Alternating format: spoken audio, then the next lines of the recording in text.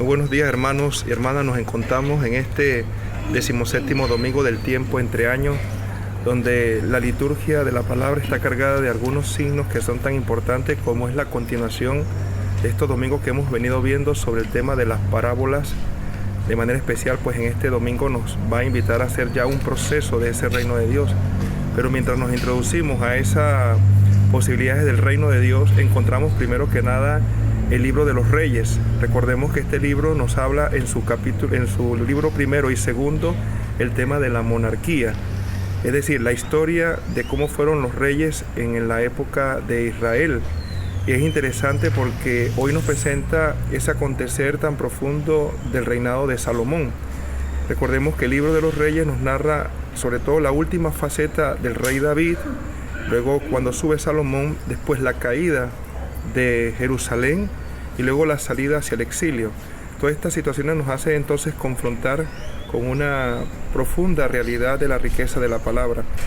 Me llama la atención porque este domingo se presenta sobre el tema de la sabiduría.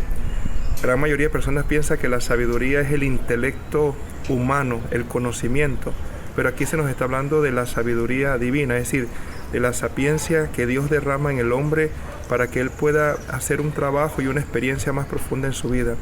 Y qué interesante que Salomón, al iniciar su gobierno, invita con mucha claridad a que podamos entender que él pide esa sabiduría, pero es la del corazón, para poder discernir, para poder hacer las cosas de acuerdo al plan de Dios. Esta debería ser todas las acciones de aquellos que tenemos que servir dentro de la vida humana. Cómo tener la sabiduría para poder proyectar y llevar a cabo la obra y la bondad de Dios. No dejarnos llevar por el poder, sino que también llevar la justicia, pero bañada con la sabiduría. Este es el gran entendimiento que Dios hace hoy comprendernos, cómo entrega esa fuerza al rey Salomón para que pueda ejercer en la vida y en la misión lo que le está confiando. Esa sabiduría que entonces se va a desarrollar y prolongar a lo largo de la historia de este personaje. En la carta de San Pablo nos encontramos también con una riqueza maravillosa, como es entender que todo ha sido origen del Padre de Dios, y que ese Padre de Dios en su historia maravillosa lo que busca acercarse a la naturaleza del hombre para que todos podamos entrar en el proyecto de la salvación, para que todos podamos entender con claridad su plan digno de amor por nosotros. Es decir, que a través de ese plan lo que Dios busca es que el hombre llegue al conocimiento de Él y que pueda entenderlo mediante la figura de su Hijo Jesucristo, y que todo aquel que se acerca a Jesucristo ya ha entrado en el proyecto de la salvación. El Evangelio nos remarca hoy ese sentido de las parábolas. La primera de ellas, el tesoro encontrado en un terreno escondido, y cómo vemos que el hombre vende todo lo que tiene para comprar ese terreno. Esa era una de las cualidades de aquellos tiempos. No era tomar las cosas porque había que tomarlas, sino conseguirlas de acuerdo a un orden específico.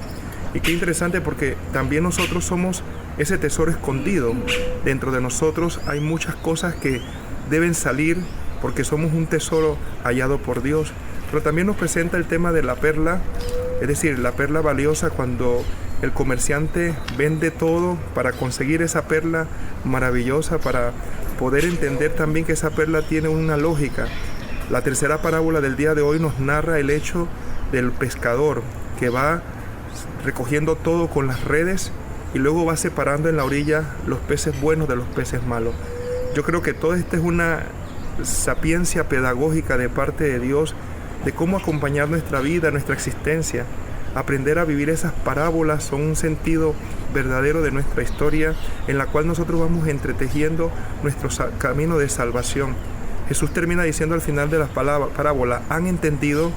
Y yo creo que el entendimiento, vuelvo a repetirlo como lo dije a través de la lectura que hemos escuchado en la primera, el hecho de entender significa comprender desde el corazón, desde entender de nuestras realidades.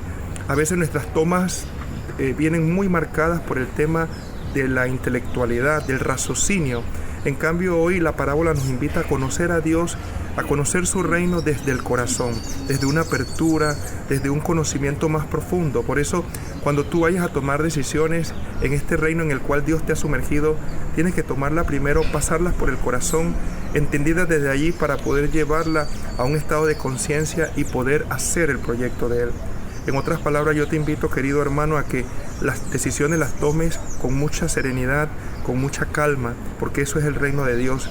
Es una calma que lleva al hombre a enfrentar las realidades de la vida, a confrontar los problemas, las dificultades, pero con esa sabiduría verdadera que Él nos viene a instalar en ese reino que ya está en nuestro corazón y que es el mayor tesoro que nosotros tenemos, que es la mayor perla que nos ha dado, que es la que nos hace discernir lo que es bueno y lo que es malo. Yo creo que durante estos 3 últimos domingos la iglesia nos ha invitado a primero a mirar al sembrador como la base fundamental, pero de ahí de la siembra nos hace comprender que al tirar la semilla, junto con ella va a crecer la cizaña y que luego de esa cizaña nos vamos a encontrar con una realidad tan rica como la de este domingo, en la cual nosotros podemos comprender claramente que somos un tesoro, que somos una perla, que somos esa pesca que el Señor realiza para poder introducirnos en el reino de Dios. Que esta semana el Señor te bendiga y te dé la capacidad de discernimiento, que puedas tú tener esa lógica de comprender desde el corazón, con la sabiduría como lo hizo Salomón, el camino correcto que el Señor te invita. Que así sea.